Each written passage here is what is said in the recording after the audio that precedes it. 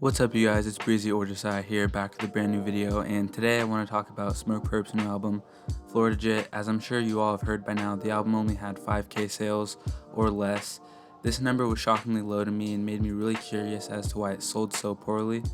I personally thought Florida Jit was a decent album with some solid tracks and a few bangers on it, so why would it completely flop and only sell 5K? That's what this video is going to be all about, the real reasons behind the flop. If you enjoy the video, please hit the like button for me and also subscribe with notifications on so you can see my future content. Alright, so if you've kept up with Smokepurpp's recent music, then you might remember that his last album, Dead Star 2, was also a flop, but Florida Jit, Purpp's brand new album, was an even bigger flop than the last. Dead Star 2 peaked on the charts at number 137, then completely fell off the charts after its first week. Peaking at 137 was already a large regression compared to earlier albums, Dead Star and Bless Yo Trap peaking at 42 and number 40 on the Billboard 200. And now the new album Florida Jit doesn't even make it on the charts.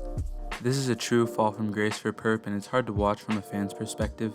Purpp falling off recently was probably caused in part by a lack of marketing and promotion of his albums, especially Florida Jit.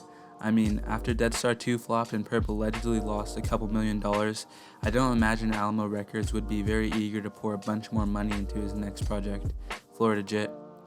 Although the album definitely didn't have enough promo and probably too small of a budget provided by the label, I don't think it's entirely due to the label that it flopped. I also think that Purpp hasn't quite figured out what sound works best for him. If we take a look at his older albums, Dead Star and Bless Yo Trap, there's a clear trap/SoundCloud era Purpp style with these, plus some melodic songs as well. But when you look at the songs that were on Dead Star 2, his second to last album, the old formula is missing. There's way more melodic songs than on previous albums, and even a couple baby voice songs.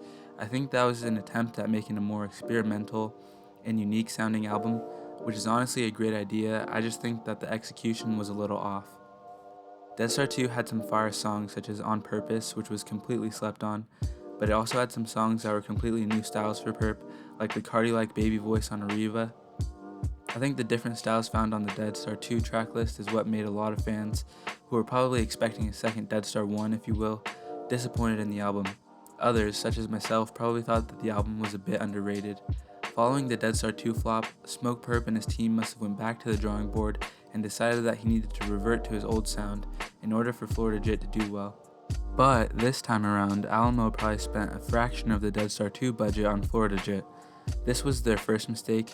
The second, in my opinion, was having only one or two melodic songs on the album. And these aren't extremely melodic songs like singing songs, they're just not straight up rapping songs. So that was not the move for this album. I think half of Purpp's best songs are when he's singing opposed to rapping, so why wouldn't they include more melodic songs on the album? I think someone made the decision that fans want to hear Purpp's aggressive trap style for the most part, and that they need to limit the melodic songs on this album. I think that this was the wrong move, and that some of the best songs on Florida Jit were the two kinda melodic ones, Big Dog and 24s. I can't help but feel bad for Purpp in this situation because I truly feel that with some better album strategies he could be as successful as he once was, if not more so. Also, when I was doing a bit of research for this video, I found a recent Noisy interview where Purpp said his favorite album of his was Dead Star 2, which must mean that he also enjoys making a wider variety of songs, not just aggressive songs with hella 808s on them. So I hope that Purpp is able to take a step back and is able to convince his team and or himself that he can be more versatile than he was on Florida Jit, and that the SoundCloud era doesn't have to be the peak of his career. I think that if he pursued his creativity found on his best songs, that he might discover a sound that's fresh and marketable. Additionally, I saw somewhere on Instagram or Twitter a comment that caught my attention. It was made by the artist Lil Boom, and he was replying to a post about Florida Jit flopping.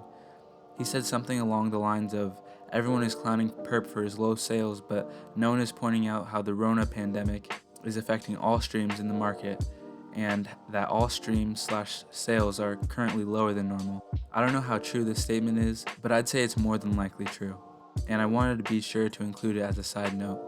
Anyways, these have been the reasons why I think Smokepurpp's flopping currently. Let me know what you think he needs to do, or if you think his career is pretty much over with, in the comments below. If you made it to the end of the video, do me a favor and hit the subscribe button, and feel free to check out my other videos on screen. Thanks for watching, and I'll see you on the next one. Peace.